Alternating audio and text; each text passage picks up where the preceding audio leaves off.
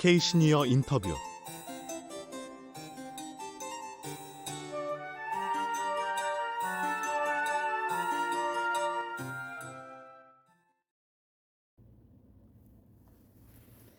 안녕하십니까. K시니어 박영규입니다. 오늘은 한국인으로 서울대학교 물리학과를 졸업하시고 미국에 유학하여 박사학위를 취득하고 세계 우주공학 발전에 기여하며 한국인의 자존심을 키워오신 김홍묵 물리학 박사를 초대했습니다. K시니어는 김홍묵 박사님을 인터뷰하여 미국에서 활동 등을 소개하겠습니다. 학교를 졸업하시고 미국에서 이제 그 직장 또는 뭐 여러 가지 활동을 하신 걸 알고 있는데 그 활동하시던 내용 뭐 간단하게 네, 좀 간단하게. 말씀해 주시면. 대학교 졸업할 때 그 당시에 이제 월남전이 끝나가지고 미국 사회 내에도 여러 가지 직업을 얻기가 참 직업 얻기보다 직장 구하기 좀 힘들었어요. 네. 전쟁이 끝나니까 어떤 무기 생산이라든가 연구 개발 이런 부사가 정부에서 지원금이 이제 많이 끊어졌다고. 왜냐면 전쟁은 이제 끝났으니까. 그래가지고 졸업을 하고 어디로 가야 되는가 생각하는 가운데 우리 이제 지도 교수가 가보면 좋겠다 하는 대학으로다가 이제 추천서를 받아가지고 그 대학이 오클라호마 스테이트 유니버시티, 거기에 물리과로다가 갔어요. 그래서 거기서 비지팅 어시스턴트 프로페서, 그러니까 방문 어시스턴트 프로페서로다가 2년 동안 있었어요. 그래서 대학원생들도 제가 같이 연구하고 강의도 하고 2년 동안 거기서 일하고 있다가 가만히 보니까는 뭔가 내가 앞으로 더 길을 좀 트고 나가야 되겠다 생각이 돼가지고 다시 또 거기서 LA에 있는 남가주 대학교라고 사립대학인데 University of Southern California, 거기 물리학과로 또 왔어요. 물리학과 교수로 가신 건가요? 그때는 교수가 아니고 이제 그러니까 연구 교수라고 말할까요? 연구 교수. 그렇게 해서 거기서 또 2년 동안 아까 말한 거는 상당히 순수한 물리학이고 여기서는 좀 더 응용 물리학 쪽으로 해가지고 에디슨 컴퍼니라고 해서 에디슨 전류를 보급하는 그런 회사인데 그런 데서 이제 또 연구하는 과정이 있어요. 그러다 보니까는 학교 내에서는 내가 가만히 보니까 생활하기 좀 힘들어. 그래서 학교에서 나온 돈이 적어가지고 그래서 이제 그때 벌써 내가 아이가 둘이 생겼고 그래가지고 어떻게 하면 좋을까 하는 생각하다가 결국은 산업 쪽으로 나가야 되겠다. 그래가지고 이제 그때 당시에 텍사스 인스트루먼트라는 회사가 있어요. 텍사스 인스트루먼트. 그 회사에서 옛날에 최초로 트랜지스터를 연구했는데 트랜지스터가 모든 반도체의 시작점이거든요. 그 트랜지스터를 만들어가지고 그때 메모리도 만들고, 그러니까 메모리 칩도 만들고, 지금은 뭐 삼성에서 64기가 메가바이트니 뭐 이렇게 하는데 그 당시에는 4K 4000 메가바이트 이렇게 조그만 거. 그러니까 메모리도 몇 가지가 있는데 그때 그거를 이제 개발하고 있었어요. 저기 텍사스 인스트루먼트가. 그러면서 그 당시에 최초로 핸드헬드 컴퓨터가 있었어. 텍사스 51인가 하는 그런 기가 있었는데 그거를 만드는 회사인데 그 회사에서 그 신제품 개발처가 있었어요. New Product Development라고 그래가지고 휴스턴에 있었는데 걸로 그러니까는 그 연구 개발하는 데로 갔었죠. 거기서 일을 하다가 딱 1년이 됐는데 보니까 우리 사람이 같이 또 이사 가기가 힘들어. 왜냐면 텍사스에서는 캘리포니아에서 쓰는 라이선스를 다시 해야 돼, 얻어야 돼. 그러니까 주마다 달라고 하는. 어쨌든 그래서 거의 1년 동안을 나 혼자서 거기 살았어요. 그래서 결국은 내 혼자라면 뭐 좋았었는데 다시 또 로스앤젤레스 와가지고 그 다음에 또 똑같이 그 반도체를 만드는 기계를 만드는 회사가 있었어요. 그래서 그때는 이제 반도체를 만드는 과정이 상당히 여러 가지가 있는데 그 같아도 그 하나하나 과정을 따로 연구하는, 그러니까 좀 더 깊이 연구하는 그런 이제 부서들이 많은데 그건데 이제 몇 가지를 이제 연구한 거죠. 연구하면서 실험하면서 만들면서 거기서 우리가 처음 만드는 것이 이제 스탠포드 대학에 그 전에 처음 우리가 공짜로 제공했어요. 왜냐면 그런 걸 스탠포드 대학 같은 데 보여줘야 사방에서 아 이런 기계들이 있구나 하고서 이제 알게. 어쨌든 그래서 이제 그런 경험이 있었고 그 다음에는 제가 좀 더 그 큰 회사인데 그 TRW 회사에 들어갔어요. 거기서는 또 RF 디바이스 디비전이라고 그래가지고 라디오 프리퀀시에서 쓰이는 트랜지스터, 굉장히 빠른 속도의 트랜지스터를 만드는데요. 그때가 만들어지는 그 트랜지스터가 우리 지금 요즘에 쓰는 핸드폰에 들어가는 트랜지스터들이라고. 그러니까 굉장히 초보적이지. 그러니까 그때 그거를 기억해서 시작할 때 그때 들어가서 또 제가 거기서 좀 했어요. 거기서 또 한 2년인가 있다가 거기 있던 내 보스가 다른 회사를 가면서 같이 가면 어떻겠냐 그래서 갔는데 거기는 또 다른 거야. 왜냐면 거기는 이제 군사 산업 쪽인데 위성에 올려놓는 위성이 갖고 올라가는 기구가 여러 개인데 그거 중에서 우리는 내가 리모트 센서라고 해서 원거리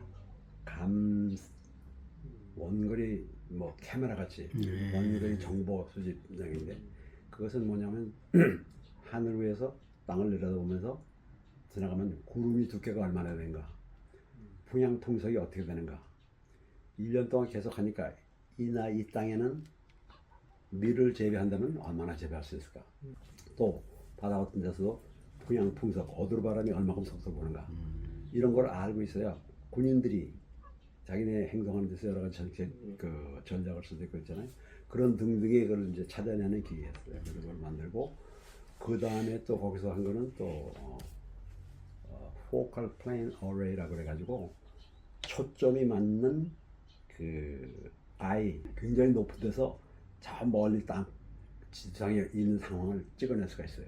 뿐만 아니라 또 하나는 먼 데서 날아오는 미사일을 들여다볼 수 있어요. 미사일을 찾아낼 수 있어요.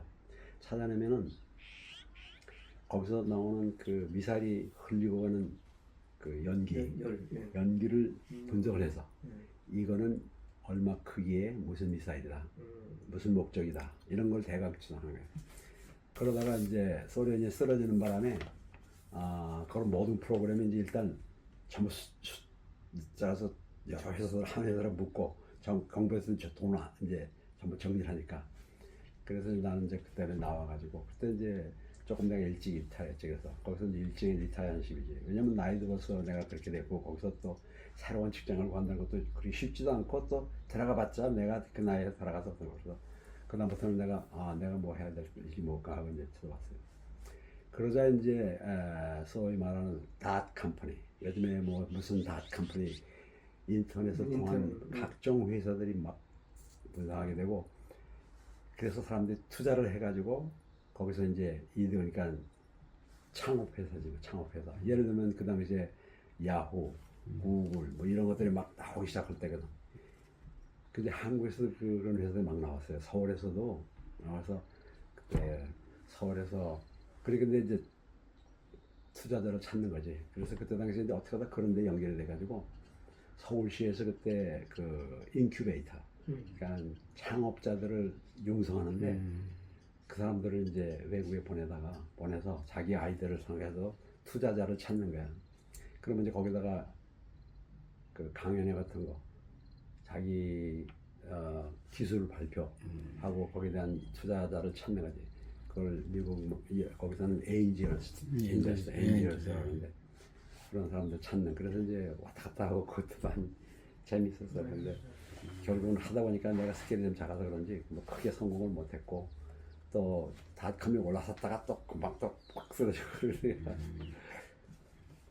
또 조그만 회사에 가가지고 바이스 프레젠트로 일해가지고 저는 그 당시에는 지금 자동차에서 갖고 다니는 내비게이션 시스템이 없었거든요. 그때 이제 아주 처음에 나올 때야. 그래서 그 사장이 나오고 이제 그걸 연구해보자 그래가지고 그 기술을 한국에다가 전수하면 좋겠다. 그래서 그때 대우, 현대 그런 외장차 회사에서 해가지고 이제 기본적인 건 했지만은 그것도 돈이 많아야 되고 그 기술이 참 많은데 내가 볼 때는 참 힘들었어요 그게. 그래서 중간에 이제 하다가 그 회사가 하나라고 노력했지만은 끝까지는 못했어. 그러나 개완적이건 알았지만 그러나 그걸 하는 동안에 기술 이전, 또 엔지니어링 거기서 어떻게 디벨롭 해야 되는가 하는 등등을 이제 좀 알게 됐지. 그래가지고 내 나이가 60이 되고 60이 넘고 그러니까 근데 아직 내가 활성화할 수 있는 적은 뭐 아직도 있단 말이야. 그냥 집에서 가만히 뭐 연금이나 받고 있다 그러면 모르겠지만 그러긴 너무 내가 볼 때 내가 너무 젊고 그래서 무엇을 할까 그러다 생각이 보니까 할 수 있는 게 뭐 자금으로 아니 많이 들이지 않고 할 수 있는 게 내가 언어를 써가지고 그 통역계통에서 일을 해보면 좋겠다 그렇게 생각했어. 그래서 보니까는 주에서 공인 통역사가 되려면 주의 시험을 봐야 돼. 그 시험을 통과하면 라이센스 받게 되는데 그걸 받으면 이제 법정에 나가서 법원에 나가서 통역을 하고 또 법원에 관계되는 변호사 사무실에서 이제 소위 말해서 정외 진술이라고 그러잖아. 정외 진술. 정외 진술할 때 이제 한국 사람들이 한 걸 영어로 좀 써야 되거든. 그럴 때 뭐 이래저래 하다가 보니까 지금은 내가 하는 일이 뭐 그거밖에는 이제 별로 그런 게 없어요. 그래서 보면은 요즘에는 이제 또 한국 그 정부에서 미국에서 수출하는 한국으로 수출하는 약품, 기계, 의학기계, 의료기계 이것들을 사들여오는데 미국에서 그러려면 한국 정부의 허가받아서 심사를 받아야 하고 그런 거를 이제 제가 가서 한 일주일 내지 2주일 정도 그 사람들하고 같이 공장을 깨끗한 물부터 시작해서 마지막 제품이 나올 때까지의 모든 공정이 제대로 되는가. 뭐 그러니까 나는 그동안에 또 UCLA에서 물리학 박사 됐지만 그동안에 그 소위 말해서 manufacturing engineering 마스터를 내가 또 했어요. UCLA에서. 그건 뭐냐면 제품 공정 과정에 대한 학사지. 그러니까 학사가 아니라 석사지. 석사. 미국 생활을 하시면서 좀 보람 있었다라고 하는 부분이라면 어떤 게 있을까요? 보람이랄까. 난 사실 솔직해서 상당히 고생이 아니고 노력이랄까. 하여간 어디에 꽉 끼어서 그냥 일하는데 그런 버릇이 있어가지고 무슨 보람을 따로 느꼈다고 하기는 뭐 그렇고 그러면 가가지고 내가 얻으려고 하는 데는 뭐 완전히 100%로 들어섰다고 하진 않지만 그래도 내가 배운 거를 그냥 써먹고서 이렇게 계속 생활해왔고 거기서 이제 내가 뭐 액티브 사회생활을 끝냈다고 말할 수 있으니까는 뭐 성공은 아니지만은 무난하게 그래도 내가 여기까지 살아왔구나 하는 입장. 제가 알고 있기로는 서울대 출신들이 미국에서 네. 이쪽 서부 쪽인가 뭐 이쪽에서 그 모임이 있는 걸로 알고 있는데 거기에서도 뭐 활동을 하셨던 걸로 제가 저도 이제 미국 가면 제일 가장 대표적인 게 재미 과학 기술자 협회 이런 게 있어요. 1994년도 그때 남가주 과학기술자 협회 회장도 했고 그래서 그때는 뭐 타자기보다도 그런 게 별주 안 돼서 그걸 내가 다 손으로 찍어서 이제 주보 비슷하게 만들어서 그게 기록이 있어. 그래서 그러면서 이제 자꾸 자랐어요 그 사람들도. 그래서 지금은 상당히 오래됐습니다. 우리가 있을 때 그랬는데 한국 2세들을 상대로 수학 경시대회, 과학 경시대회 그래가지고 신문제를 내가지고 하면은 그런 대로 하나의 그 고등학생이 기록이 있거든요. 이 학생은 어디 경시대회에 나가서 뭘 했다. 그럼 우리는 또 상도 주고 증명서도 주고 그러니까 자기 진학에 도움이 되잖아. 일종의 인턴십 스펙이 되는 거야. 스펙 쌓이니까. 한국 국민들에게 하시고 싶은 말이 뭘까라고 하겠는데 첨언하고 싶으신 부분이 있습니까? 혹시? 아까도 말했지만 한국은 지금 갈라져가지고 그 가장 큰 원인이란 말이에요. 이거 어떻게 해결해야 되느냐. 그 해결 문제에서는 누구나 다 해결해야 된다고 생각하면서 방법은 없단 말이에요. 없다는 것보다도 힘들단 말이죠. 그러니까 이제 그런 거 어떻게 하냐. 첫째는 제가 볼 때는 국가로서의 패기 있게 자기 뜻대로 자기 국민을 위해서 하는 게 어떻게 해야 되는가를 자주적으로 좀 이렇게 끌고 나갈 수 있는 그런 생각이 있어야 되지 않겠느냐. 물론 그것도 맞는 말은 맞는 말이야. 그런데 그거는 때에 따라 다를 수 있다고. 6.25 때 상황하고 지금 상황하고 또 완전히 다르다고요.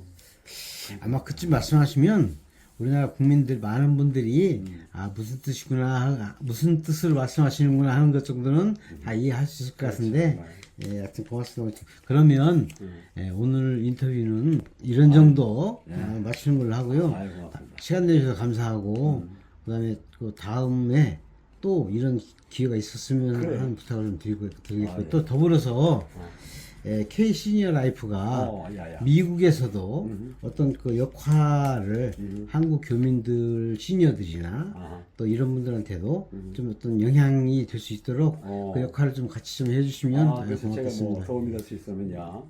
그렇죠.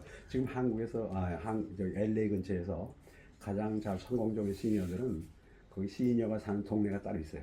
좀 상당히 그 부유하다 보는데 네. 그분들은 이제 상당히 미국에서도 중류 이상 상층에서 리타이어한 사람들, 소위 쉽게 얘기하면 의사, 또 뭐 전문가들 이런 사람, 그 사람들은 동네가 있어가지고 그 동네에 많이 모여 사는데 예를 들면은 A라는 대학 동창회가 있습니다. B라는 대학 동창회가 있어요.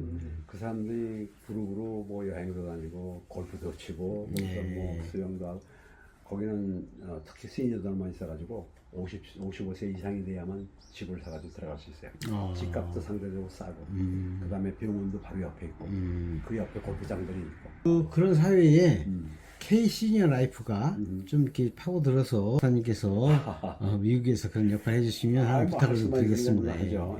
그러나 참 그게 그렇게 함부로 내가 약속하기도 그렇고 알겠습니다. 언젠가는 그런 기회가 될 수 있게끔 한번 만들어 보겠습니다. 참 좋아요. 너무 좋은 생각에 상당히 좋은 일을 한다고 보겠습니다. 아주 감사하고요. 다음에 다시 또 인터뷰할 수 있는 기회가 있었으면 좋겠습니다. 그래. 감사합니다. 제가 이렇게 우리 저 박수 한번 쳐드립시다. 고맙다. 감사합니다. 구독, 좋아요, 알람 설정은 K시니어에 큰 힘이 됩니다.